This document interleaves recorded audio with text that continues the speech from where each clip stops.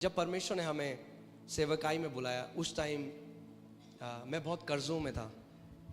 मैं और मेरी जो वाइफ है, हम लोग बहुत कर्ज़ों में थे। बैंक वालों से फ़ोन आते थे और आपको पता है जब बैंक वाले कर्ज़े के लिए फ़ोन करते हैं तो कितनी बदतमीज़ से बात करते हैं। और वो एक ऐसा समय था जब वो बहुत हार्ड था हमारे लिए फाइनेंशियली। हमें पता नहीं था कि क्या हम करें। हम लोग सब कुछ करते थे, हम लोग कलीसिया जाते थे, सब कुछ करते थे, मगर तब भी हम लोग आर्थिक रूप में हम लोग स्ट्रगल कर रहे थे। और एक दिन जब मैं परमेश्वर का वचन पढ़ रहा था इफिसियों 1:3, तो उसमें लिखा था, blessed be the God and Father of our Lord Jesus Christ who has blessed us with every spiritual blessing in the heavenly places in Christ Jesus.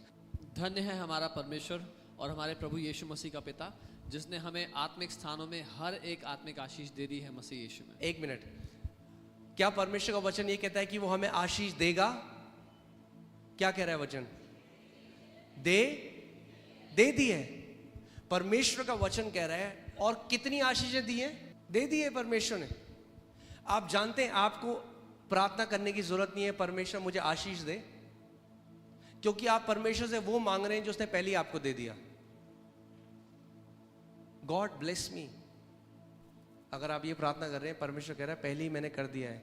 मगर क्या कह रहा है? मेरे लोग क्यों नाश हो रहे हैं? मेरे वचन के ज्ञान की कमी के कारण। जब मैंने ये वचन को पढ़ा तो मैं रुक गया। मैंने कहा परमेश्वर आपका वचन तो कह रहा है कि आपने मुझे सारी आत्मिक आशीषों से आशीषित करा है, फिर मेरा जीवन ऐसा क्यों है? तो मैंने एक निर्णय लिया। मैंने सोचा मैं इस बात से नहीं जाऊंगा कि मेरी परिस्थिति कैसी है, मेरी फिजिकल सर्कमस्टेंसेस कैसी हैं। मैं इस बात पे खड़ा हो जाऊंगा परमेश्वर का वचन मेरे लिए क्या कहता है। और मैंने सोचा कि मैं उस बीज बोने वाले की तरह बन जाऊंगा। सो मैं कमरे में गया, मैंने दरवाज़ा बंद किया और 3 घंटे तक मैं केवल इस आयत को बोलता रहा। 3 घंटे तक। और मैं कहने लग गया, परमेश्वर आपका धन्यवाद हो क्योंकि आपने मुझे सारी आत्मिक आशीषें दे दी हैं, बार बार बार बार। क्योंकि विश्वास कैसे आता है? सुनने से। और सुनना किस चीज से होता है? परमेश्वर के वचन से। जब कभी परमेश्वर का वचन आपके कान में पड़ता है और आपके हृदय में जाता है, वो विश्वास को प्रोड्यूस करता है। आमीन। सो मैंने एक दिन किया। आप जानते हैं क्या हुआ? कुछ भी नहीं, क्योंकि एक दिन में कुछ नहीं होगा। जब आप बीज बोते हैं उसी दिन आ जाता है क्या? फल नहीं आता। मगर हम क्या करते हैं? हम जानते हैं क्योंकि हमने बीज बो दिया है, अब उसका फल आएगा।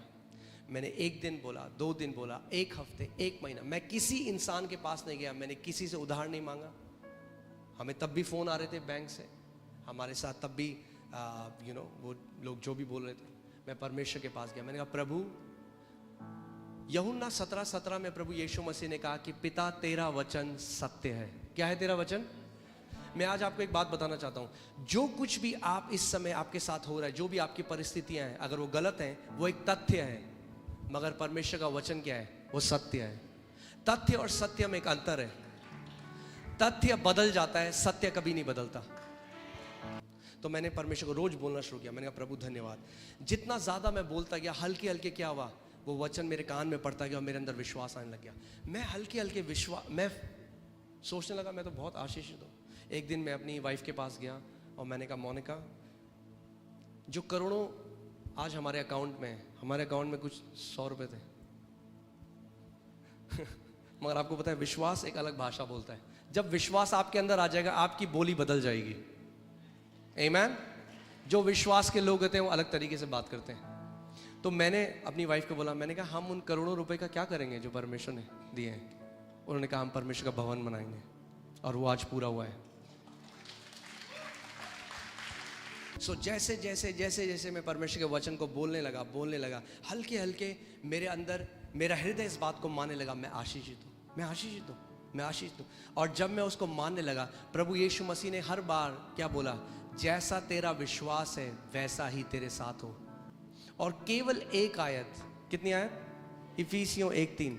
ना केवल उसने हमें गरीबी से बाहर निकाला, हमारे कर्जे मिटाए, मगर मैं आपको बता रहा हूँ आज हम एक बहुत आशीषित जीवन जी रहे हैं केवल इस वचन की ताकत के द्वारा। और मैं बताना चाहता हूँ ये आप सब के लिए है, ये वचन आप सब के लिए है।